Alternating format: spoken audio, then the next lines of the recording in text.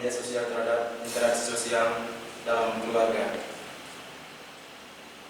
Oke, yang pertama, latar belakang.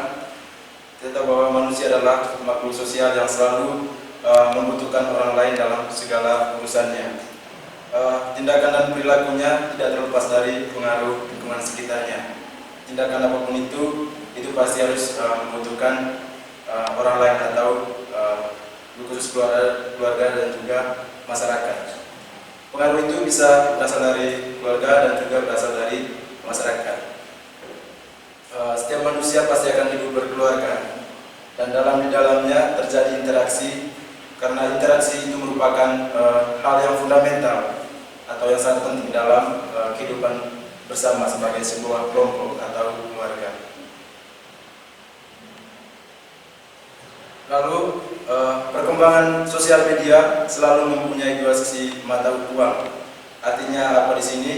Artinya satu sisi sangat membantu dalam meringankan urusan pengguna media sosial dalam mengakses dan mencari informasi, tetapi di sisi lain juga media dapat berdampak negatif bagi penggunanya dalam penyebaran informasi atau hal-hal yang tidak benar, bahkan menjadikan media sosial sebagai teman bermain. Artinya sudah terjerumus dalam media sosial. Dalam lingkungan keluarga, media sosial menjadi keluarga baru.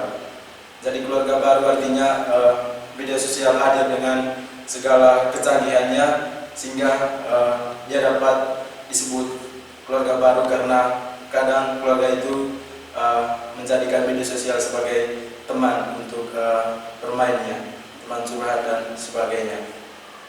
Setiap anggota keluarga, baik seorang kepala keluarga atau kita sebut ayah, ibu dan juga anak-anak, lebih memilih handphone atau gadget dalam arti umumnya media sosial sebagai teman bermain, sebagai teman dialog atau interaksinya dibandingkan dengan sesama anggota keluarga.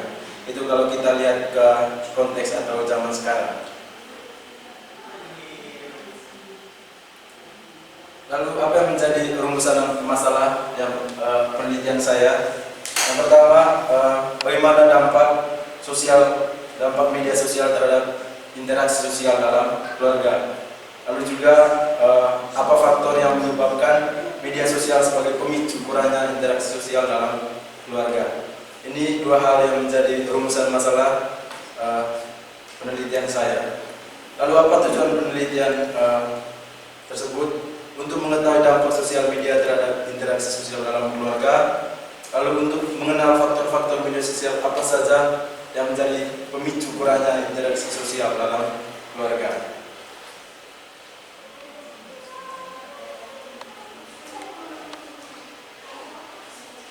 Oke, yang berikut landasan teori.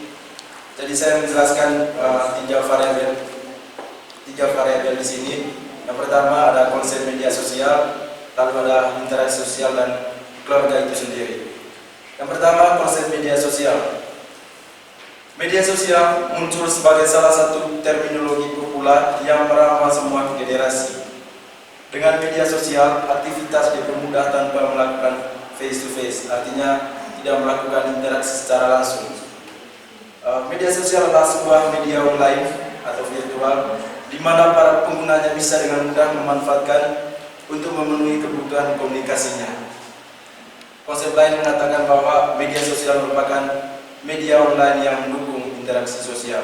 Itu menurut Widada 2018. Lalu jenis-jenis media sosial.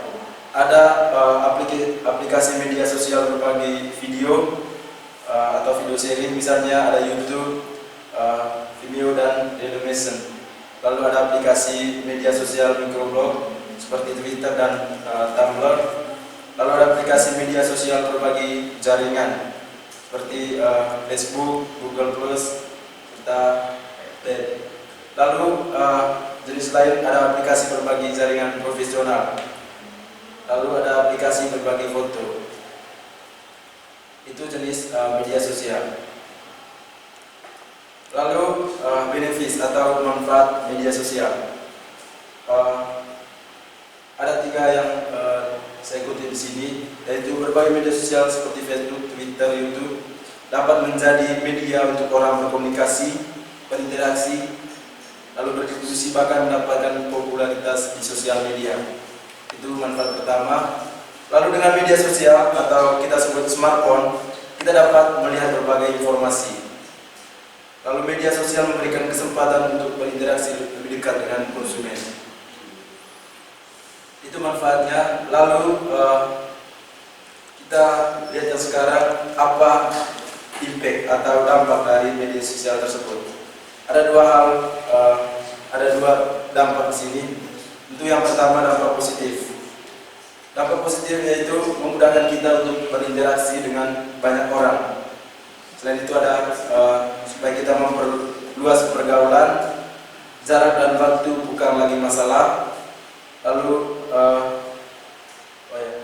penyebaran informasi dapat berlangsung secara cepat.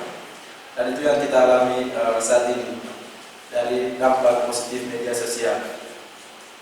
Namun di sisi lain ada juga dampak negatifnya, yaitu menjauhkan orang-orang yang sudah dekat dan sebaliknya. Artinya di sini ketika kita sudah terjerumus atau bermain media sosial, kita akan tidak menghiraukan orang-orang yang dekat dengan kita malah menjauhkan mereka. Lalu interaksi secara tatap muka cenderung menurun. Sejak hadirnya media sosial, interaksi secara tatap muka itu jarang terjadi. Lalu membuat orang-orang menjadi kecanduan terhadap internet. Orang kadang menjadikan internet ini sebagai suatu hal yang mendasar dalam kehidupannya. Lalu rentan terhadap pengaruh buruk orang lain. Lalu masalah privasi juga menimbulkan konflik. Misalnya postingan-postingan yang di Facebook atau media lainnya bisa mendatangkan konflik bagi masyarakat atau orang lain. Itu dampak dari media sosial. Lalu kita ke konsep lain, ada interaksi sosial. Interaksi sosial adalah cara-cara berhubungan yang dilihat dari aspek individu dan kelompok sosial, di mana mereka saling bertemu dan menentukan sistem serta bentuk-bentuk hubungan yang dapat mengakibatkan terjadinya perubahan dan tergoyahnya pola-pola kehidupan yang sudah ada. Lalu di sisi lain, interaksi sosial dapat diartikan sebagai pengaruh timbal balik antara berbagai segi kehidupan bersama atau dalam kehidupan sosial. Itu menurut Setiadi dan Komit 2010.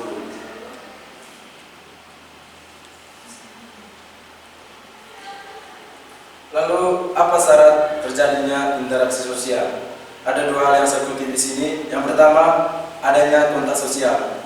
Itu syarat yang pertama, di mana kontak menyentuh masyarakat secara individu maupun kelompok, seperti berbicara dengan orang lain secara berhadapan-hadapan atau melalui teknologi modern telepon.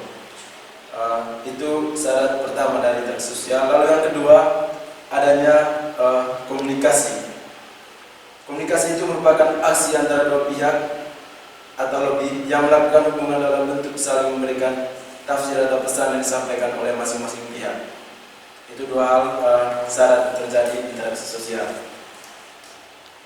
Lalu jenis interaksi sosial ada tiga, yaitu interaksi antara individu dengan individu, antara individu dengan kelompok, dan juga jenis kelompok dengan kelompok.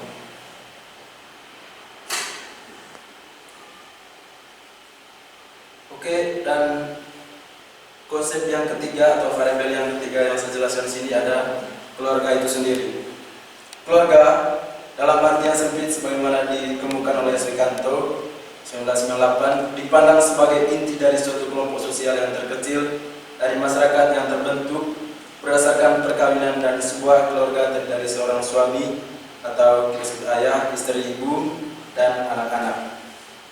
Sementara menurut Mulyono bahwa keluarga pada hakikatnya adalah wadah atau tempat pembentukan karakteristik setiap anggota keluarga, terutama anak-anak yang masih berada dalam pengawasan atau bimbingan serta tanggung jawab kedua orang tuanya. Kita tahu bahwa sekolah yang paling pertama itu adalah keluarga. Segala bentuk sikap atau perilaku kita itu belajar dari keluarga, itu paling dasar. Lalu apa fungsi keluarga? Pada umumnya fungsi yang dijalankan keluarga ialah melahirkan, lalu merawat anak, menyelesaikan masalah dan saling peduli antara anggota keluarganya, tidak berubah substansinya dari masa ke masa. Itu fungsi dari keluarga, yaitu untuk menjaga satu sama lain. Lalu apa peran keluarga? Peran keluarga di dalam kehidupan sehari-hari sangat penting, terutama bahwa keluarga berperan sebagai tempat manusia berkembang sebagai makhluk sosial, dapat mempengaruhi perkembangan individu sebagai makhluk sosial, sebagai tempat pertama dan utama bagi anak yang sudah jelaskan tadi, lalu fondasi primer tempat anak untuk menghabiskan sebagian besar waktu. Itu peran dari keluarga. Oke, baik, lalu yang ada metode penelitian yang saya gunakan di sini. Metode yang saya gunakan adalah pendekatan kualitatif dengan menggunakan instrumen penelitian lapangan. Untuk mengumpulkan data di lapangan, peneliti menggunakan metode studi lapangan melalui instrumen wawancara. Ada 10 pertanyaan yang saya ajukan ke 10 responden juga. Lalu peneliti menggunakan studi kepustakaan melalui kajian jurnal atau artikel. Itu metode penelitian yang saya gunakan.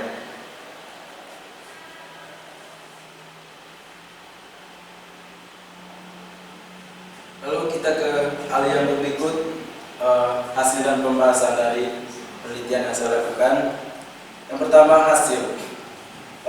Data responden, penelitian ini dilaksanakan di Kelurahan Tenda, Kota Ruteng, dan dilaksanakan pada bulan Mei ini, awal kemarin.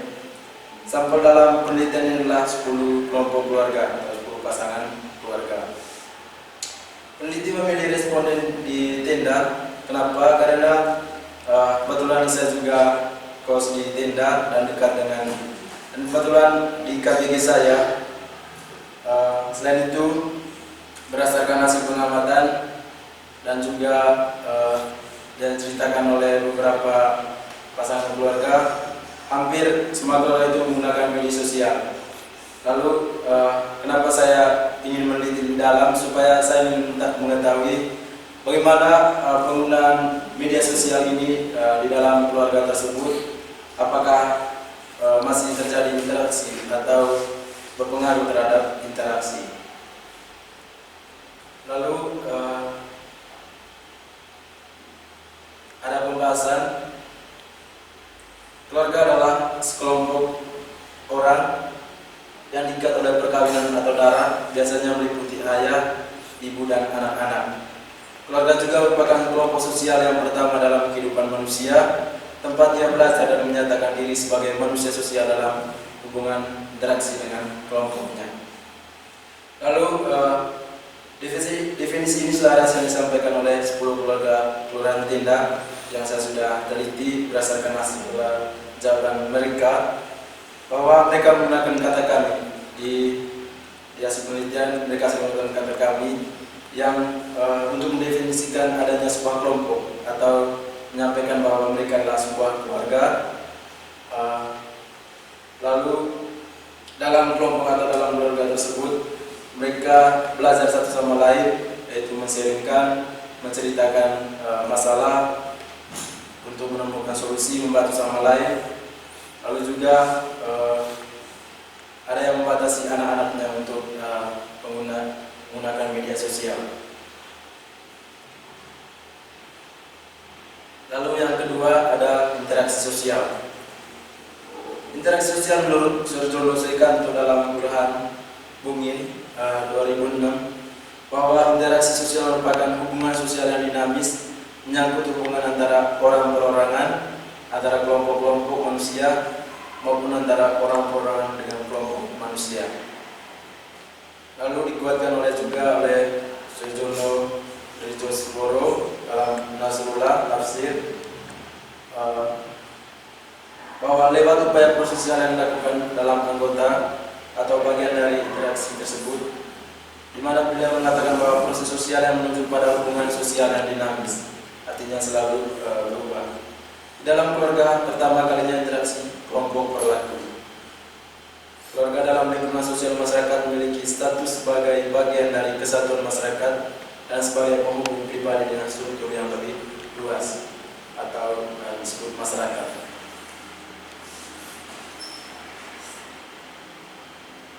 Dalam masyarakat, keluarga berperan sebagai pelestari suatu masyarakat. Pemilihan fisik anggotanya dalam pembentukan kelestarian masyarakat pada sosialisasi anak sebagai sarana kontrol sosial. Itu berkaitan dengan peran keluarga. Lalu pemahaman atas keluarga sebagai unit sosial terkecil dan menjadi sosialisasi terdekat, inilah yang mendasari kebutuhan sistem keluarga dalam melakukan interaksi sosial untuk mendapatkan hubungan yang dinamis. Kalau dikaitkan dengan penelitian saya, 10 keluarga di Kelurahan Tinda mengalami penurunan dalam interaksi di dalam keluarga karena kehadiran media sosial. Ada yang mengaku bahwa mereka sangat risih dengan kehadiran media sosial karena dapat membawa dampak negatif. Kehadiran media sosial mematahkan interaksi langsung, artinya tidak adanya lagi canda tawa atau sharing secara tatap muka, karena keluarga lebih sering terjerumus atau selalu bermain dengan media sosial. Lalu peran orang tua sebagai orang pertama untuk mengawasi anak-anaknya sangat minim, sebab orang tua juga yang menjadi pengguna aktif media sosial. Bagaimana anak bisa meneladani orang tuanya kalau mereka juga menjadi pengguna aktif dalam media sosial? Dan ini bisa menjadikan anak menduplikasikan atau mempraktekkan apa yang dilakukan oleh orang tuanya. Lalu yang terakhir adalah media sosial. Media sosial muncul sebagai salah satu terminologi populer yang merambah semua generasi. Dengan media sosial, aktivitas dipermudah tanpa melakukan face to face atau tatap muka. Media sosial adalah sebuah media online di mana para penggunanya bisa dengan mudah memanfaatkan untuk memenuhi kebutuhan komunikasinya. Konsep lain mengatakan bahwa media sosial merupakan media online yang mendukung interaksi sosial. Menurut Widada 2018, lalu definisi menurut para Widada ini selaras atau senada dengan definisi menurut 10 pasangan keluarga sebagai responden di Kelurahan Tinda. Menurut hasil zaman mereka, bahwa media sosial merupakan sebuah platform online sebagai wadah dan sarana untuk berkomunikasi, berinteraksi, dan menyampaikan dan menerima informasi dengan mudah. Itu menurut hasil zaman yang bisa saya simpulkan di 10 responden.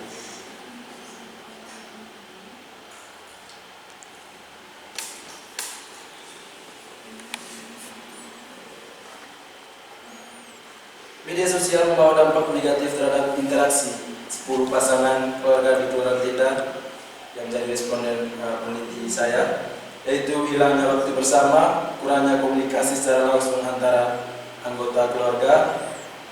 Keluarga tersebut lebih memilih media sosial dikarenakan faktor sebagai berikut: mudah mengakses informasi, itu faktor kenapa mereka memilih media sosial; mudah berkomunikasi dan berinteraksi secara virtual dengan anggota lain yang jauh dengan mereka, atau salah satu anggota mereka pergi merantau atau tidak tinggal dengan mereka. Di samping media sosial membawa kemudahan di beberapa aspek aktivitas dalam keluarga, namun keluarga juga kehadirannya juga membuat keluarga tidak mengalami hubungan erat dan harmonis. Bisa jadi kehadiran media sosial ini membawa dampak atau konflik bagi keluarga. Oke, yang terakhir ada kesimpulan. Media sosial memainkan peranan yang sangat penting dalam kehidupan masyarakat zaman ini.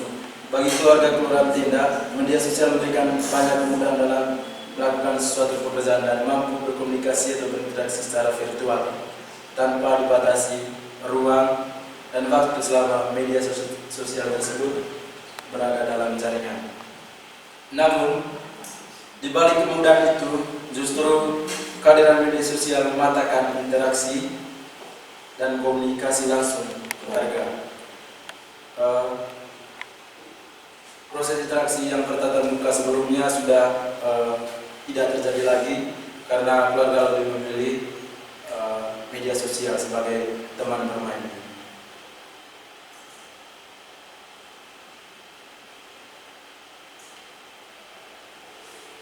Seiring atau canda tawa itu digeser ke platform seperti WhatsApp, TikTok, YouTube, Instagram, dan sebagainya.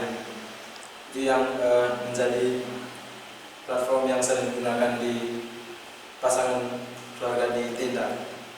Keluarga lebih memilih hiburan di media sosial. 10 pasangan keluarga di Kelurahan Tinder mengakui adanya dampak negatif media sosial terhadap interaksi dalam kehidupan keluarga mereka. Anggota keluarga lebih senang berinteraksi dengan alat elektronik media sosial ketimbang interaksi langsung.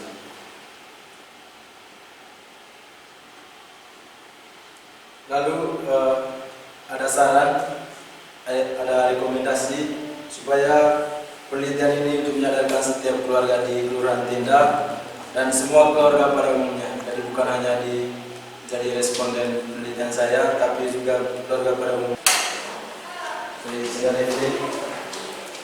Baik, pertanyaan saya terkait penggunaan media sosial bagi kehidupan berkeluarga. Nah, yang jadi pertanyaan saya, kira-kira waktu penelitian itu apakah saudara Afro tidak menanyakan kira-kira itu dalam sehari itu mereka menggunakan media sosial seberapa lama? Kemudian bagaimana cara mereka membagikan waktu untuk bermedia sosial atau melakukan hal lain? Dari pertanyaan wawancara yang saya berikan kepada mereka, jadi belum diteliti dengan spesifik. Karena kalau kita perhatikan, bukan hanya di keluarga yang menjadi responden saya yang saya teliti. Jadi kalau kita perhatikan sekarang, orang tua itu mereka lebih menggunakan media sosial itu secara banyak, maksudnya waktu mereka untuk menggunakan sosial lebih banyak ketimbang dari anak-anak. Karena apa? Media sosial ini hadir dengan kecanggihannya, dan kita tahu bahwa orang tua itu ada yang tipe suka menonton, lalu juga ingin mendapat informasi bukan hanya di luar, atau bisa juga ingin menerima informasi dari, misalnya dalam konteks Manggarai, mereka ingin sekali melihat informasi di Manggarai. Jadi menurut tanggapan saya, ini merupakan sikap yang tidak baik dari orang tua. Kenapa? Jika mereka tidak membatasi diri untuk penggunaan media sosial, kalau mereka menjadi pengguna aktif, itu yang membuat anak-anak itu menduplikasikan atau mempraktikkan apa yang mereka lakukan. Karena apa? Kadang anak-anak begini, kenapa bapak atau mama menggunakan HP, kenapa saya tidak? Itu yang membuat anak-anak itu tertarik untuk salah satu faktor tertarik untuk menggunakan media sosial. Itu menurut tanggapan saya bahwa ini tidak baik. Pertanyaannya, kira-kira bagaimana media sosial itu dapat membantu memperkuat hubungan dan meningkatkan komunikasi dalam keluarga? Pertanyaan kuesioner yang saudara berikan kepada narasumber, yang menjadi pertanyaan saya adalah apakah saudara pernah memberikan pertanyaan terkait bagaimana cara orang tua itu untuk membatasi penggunaan internet bagi anaknya, kira-kira seperti apa? Contoh konkretnya, orang tua itu memberikan seperti batasan itu untuk bagaimana anak menggunakan internet atau menggunakan sosial media atau menggunakan handphone itu di dalam keluarga. Gitu. Terima kasih. Untuk pertanyaan penelitian saya hanya 10, itu dibagi dua, ada untuk variabel media sosialnya ada 5 dan variabel interaksi sosialnya ada 5. Dan di sini saya tidak lebih bertanya lebih detail berkaitan dengan ada batasan itu kepada pengguna media sosial dalam keluarga, tapi saya hanya mempertanyakan bagaimana interaksi di dalam keluarga itu dengan kehadiran media sosial. Apakah masih ada interaksi secara tatap muka, lalu juga apakah interaksi itu sudah hilang karena kehadiran media sosial. Hanya itu, tidak secara spesifik. Karena di sini kan yang batasan-batasan tadi itu jawaban dari responden bahwa masih ada interaksi dan mereka ada yang membatasi keluarga untuk menggunakan media sosial. Itu jawaban dari apakah media sosial ini mempengaruhi interaksi atau tidak.